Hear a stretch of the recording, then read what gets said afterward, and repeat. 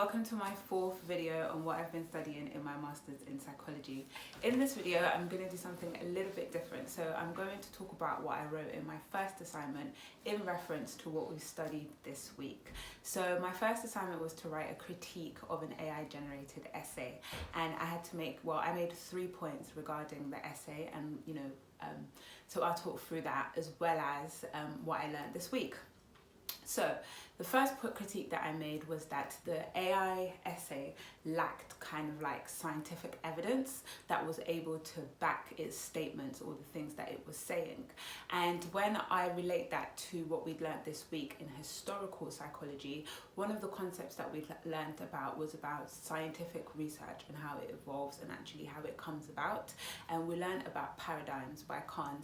And the whole concept of paradigms is that there are things that happen as part of pre-science. So let's say, for example, at the time, the essay question was around psychoanalysis influence in society. So at the time, if you had a mental health condition, you were hospitalized or you were placed in you had really bad kind of like treatments that was done to you, or you were accused of kind of like having hysteria. So essentially the pre-science element of before psychoanalysis wasn't good, and it was actually having a negative impact on society and people's mental health. So off the back of that, there was then the research that then allowed psychoanalysis and different forms of mental health, I guess, different forms of research to improve what was happening in the pre-science, hence the development of psychoanalysis. And that meant that people were provided with different types of treatments to help them overcome that. And then what happened was that it obviously evolved, and now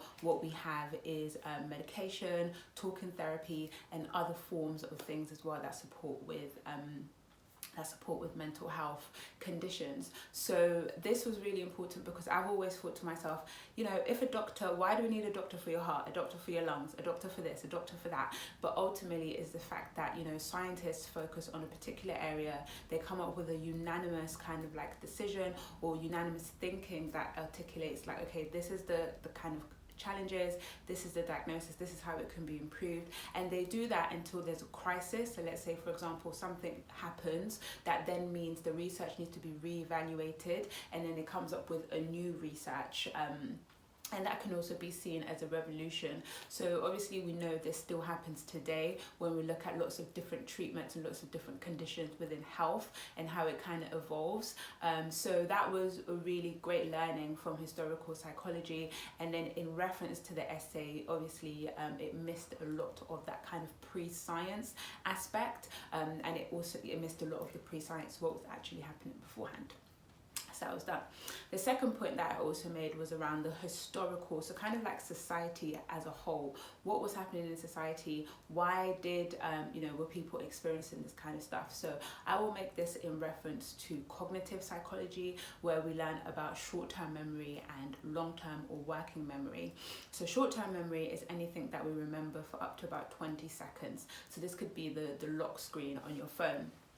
And then long-term memory is anything that actually requires more. So it requires like a visual component, a speech component. So it's information that we're absorbing and that we're remembering, and that we can obviously bring to front of mind at different points. So when we look at AI is obviously built of data, and it's consistently kind of like growing its memory and developing.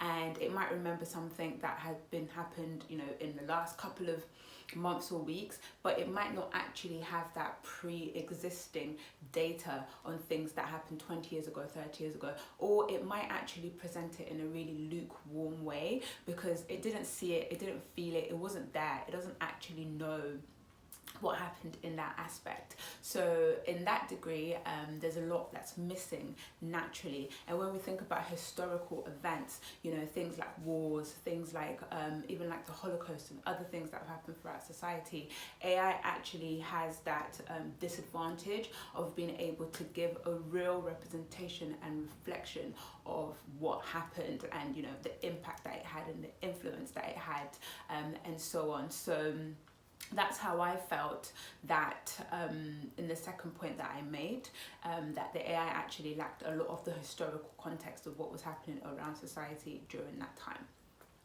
The third point that I made was the fact that the AI assumed that Europe was society. So it didn't actually touch on the influence that psychoanalysis had had on other parts of the world. And actually from the research that I had found, psychoanalysis has had impact in Asia, in Africa, Latin America, so many different parts of the world, and it's been reshaped, reformed into different languages and different aspects and so on. So AI really focused predominantly on Europe.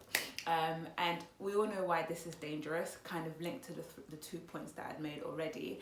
But if we want to give the AI the benefit of the doubt, then we'll look at this from a biological psychology perspective, where this week we studied emotions, aggression, and stress. And AI has hallucinations. So sometimes AI is stressed out because you're asking it so many questions, you're trying to get all of this information out of it, and it does have a moment of emotional reaction.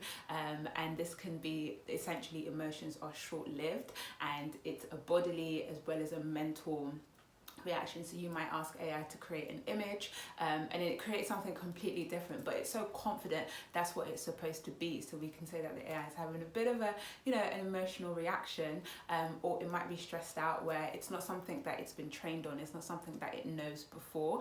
So it's an unpredictable situation that's happened that's actually created a lot of stress, or it might just be really confident because there is an element of kind of confidence that comes from aggression, and we kind of need moderate levels of it, but not to a full degree. So that's kind of what the last week and a half has been about. Completing my assignment, where I made the 3 points around: 1, the AI generated essay didn't have enough scientific evidence; 2, it actually lacked tangible historical data around what was happening in society at the time; and 3, it assumed that society was Europe. And how that relates to what we've learned in the week: 1 is around, obviously, scientific research and how that's developed, and the concept of paradigms, which is still really relevant in today's world. Secondly, short-term memory and long-term memory, and how we are the executives of AI. We put the data, we control it. It kind of needs us to be able to develop and grow in its capacity. And then third, we looked at emotions and triggers, and how AI can have hallucinations, it can have emotions, and act crazy, not remember things, or just not tell you the things that you want to know. So yeah, I hope this is really useful. As always, this is my own interpretations of what I've been learning and what I've been finding. Do your own research around psychology and AI, so you can kind of understand it within your own context. But thank you for watching, and please subscribe to my channel if you want to stay up to date on my journey through studying this course. Thank you. Bye.